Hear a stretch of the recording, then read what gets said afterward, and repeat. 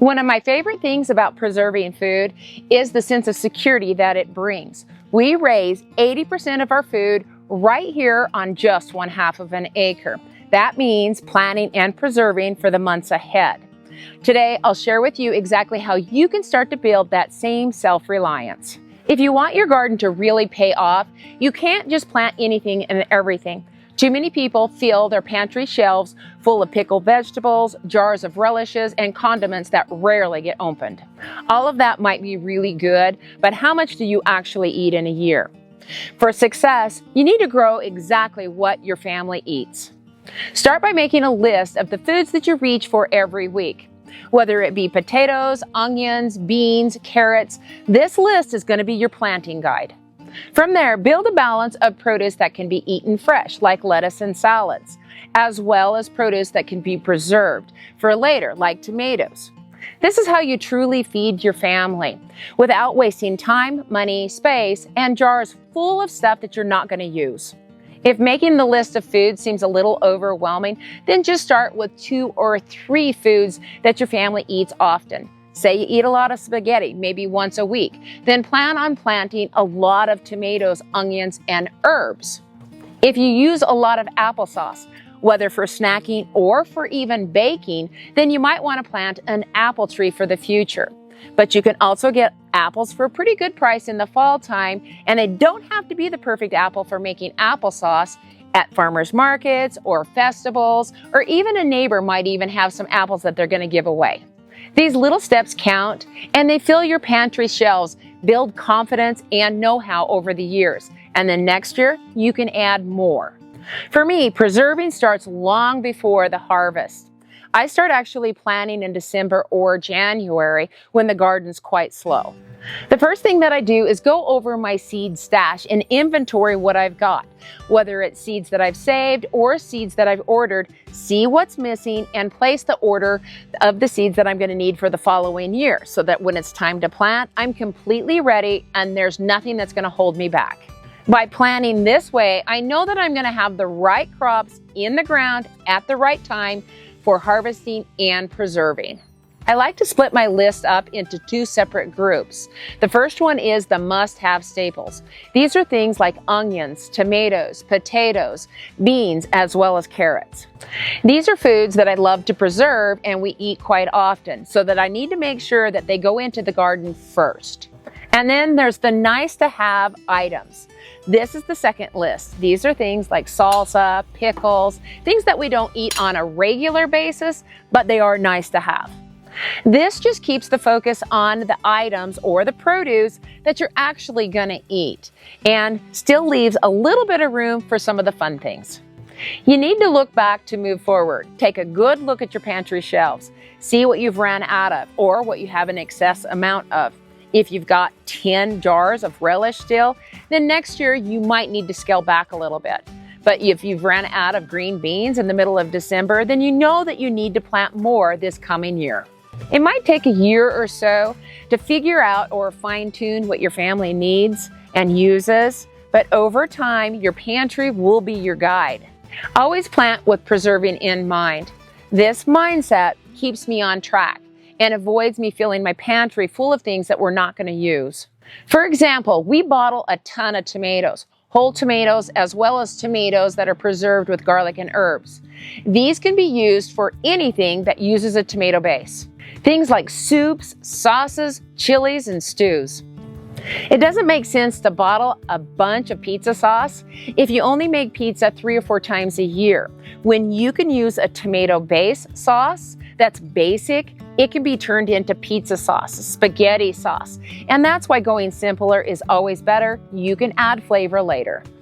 I also like to plan for crops that I can preserve differently, like freezing, freeze-drying, drying, bottling, and crops that can be stored fresh during the winter time, like winter squash, potatoes, onions, and sweet potatoes.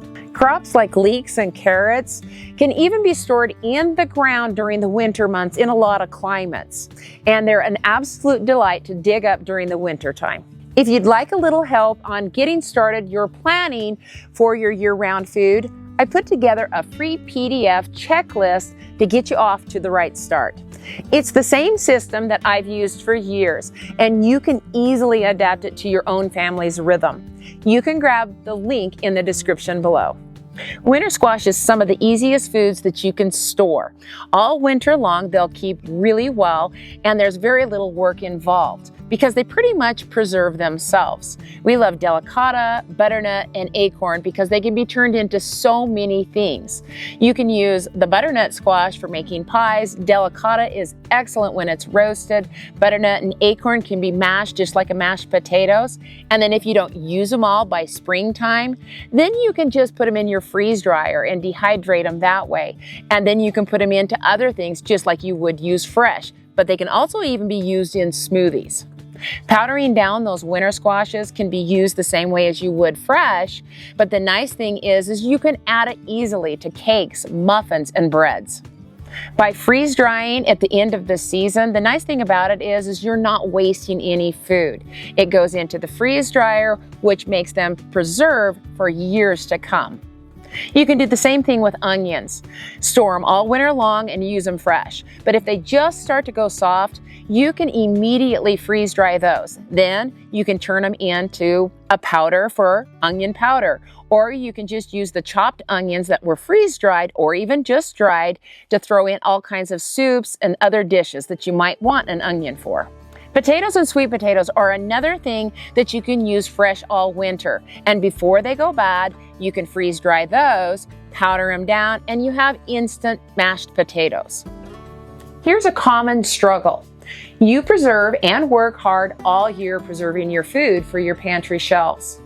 And then at the end of the year, you still have a lot of food left over. Is it wasted? Not necessarily. Most canned goods are good for at least a year and longer if they're stored properly in a cool, dark place. It's a good idea to have a backup plan.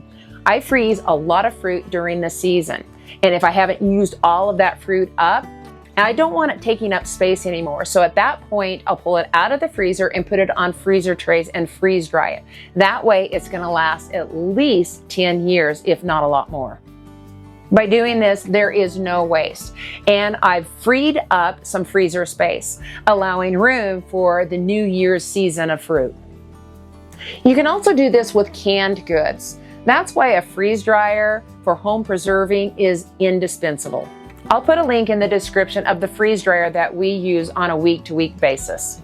Once you know your pantry goals, then it's time to sketch out your garden, and it doesn't have to be fancy at all.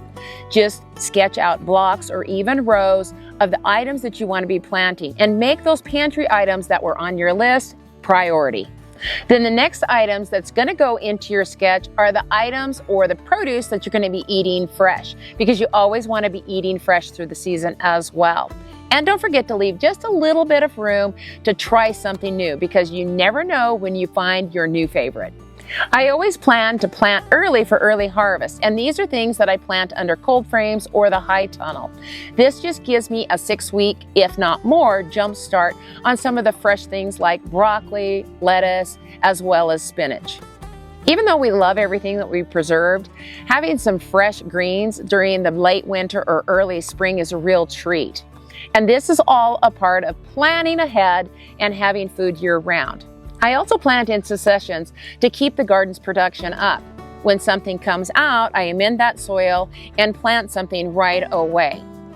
When you pull something out of the garden, you have a bare space, and bare spaces invites weeds. So why grow weeds when you could actually be growing food? Even if it's just a quick row of radishes, lettuce, or even some bush beans, just something to put food on the table. One thing that people often overlook is, where's the food going to go once it's preserved? Not everyone has a basement or a root cellar, but that doesn't mean you can't store food. You can use places like under beds, the tops of closets, or the bottoms of closets, even shelves behind doors, as long as it's a dark, cool place. The key is to avoid hot places, like hot sheds or garages. That's the enemy of preserved foods, especially bottled foods. Now, if you're doing freeze-dried foods, those can tolerate it just a little bit more, but still, heat can really damage them and make it to where they don't last near the time that they should. As you're preserving your food, stay well organized. Make sure that you keep things rotated, using up the oldest first. And that's actually one of the hardest things to do when you're preserving foods. Make sure everything is labeled and has dates on it. That way you never wonder, is it still good? I've also included in your free PDF some ideas of where you can store your food, and you can grab that in the description below. Don't feel like you have to do large marathon batches of preserving. Just do a few jars of beans one day and some jars of tomato sauce the next day. This is how I like to do it.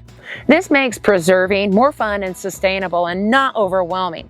And I usually don't have all day to devote to bottling because I've got so many other things that I need to get done on the homestead. This also means that you're stocking up your pantry little by little all season long. Before the preserving season even starts, I like to go over all of my preserving supplies. Make sure that I have enough bottles, lids, or bags, whatever I'm using, because I don't want to be caught without them when it's time to start bottling. Plus, the price is usually a little bit lower when it's out of season when you're buying these items. It's just like when you have your seeds ready when it's time to plant, you're ready to go. You want to make sure that you have all of your preserving items ready to go so you're not scrambling last minute. Part of planting and preserving goes beyond the vegetable garden. Adding fruit trees and berry bushes can really add to the versatility of your pantry shelves. These take a few years to get established, but they're well worth it.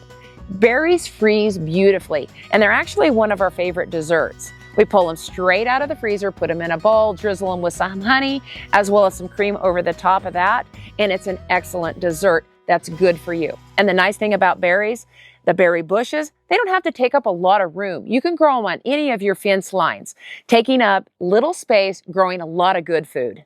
Berries also bottle up really well, and they're excellent over the top of ice cream, pancakes, yogurt, as well as custards.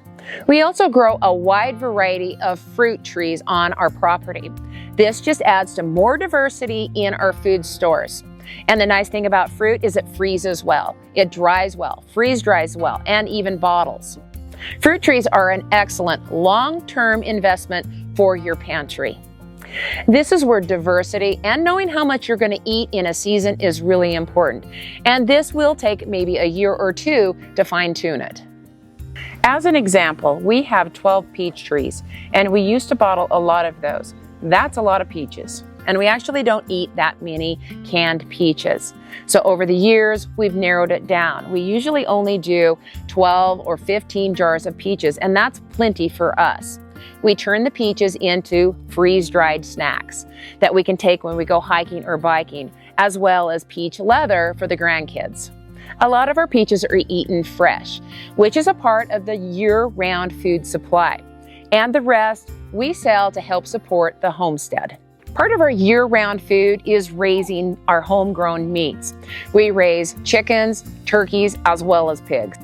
Most of our meat is frozen, but if you didn't have enough freezer space, then it can be pressure canned quite nicely. Pressure canned chicken is a lifesaver because it's already cooked. You can quickly make a meal like chicken enchiladas, soups, as well as chicken salad sandwiches. Nothing goes to waste. Even the fat from our pork gets rendered down, which means we don't have to buy any cooking oil. So it's healthier and it saves us money. Lard is incredibly versatile. It's perfect for frying, baking, and it makes the most incredibly flaky pie crust. And no, it doesn't leave any off flavor, just rich, delicious food the way it's supposed to be. I grew up with a mom that preserved everything. It was just a way of life. Stores weren't as convenient as they are today. When we preserve our own food, we control what goes into the jar. We can add less sugar, no preservatives at all. It's just wholesome food and far less trips to the grocery store. So here's a challenge. Grab a notebook, make your food list, and write down the foods that you eat most often. This will be the guide for your garden plan. And if you're just starting out, just start out with 2 or 3 staples. Each year, add to that list. This will slowly build your pantry over time. Before you know it, you're going to have bins and jars full of food in your pantry that you preserved at your own home, building your self-reliance. If you haven't seen the other videos from this series, I'll put the playlist right here. Have a great day, a better tomorrow, and may God bless you in your preserving journey.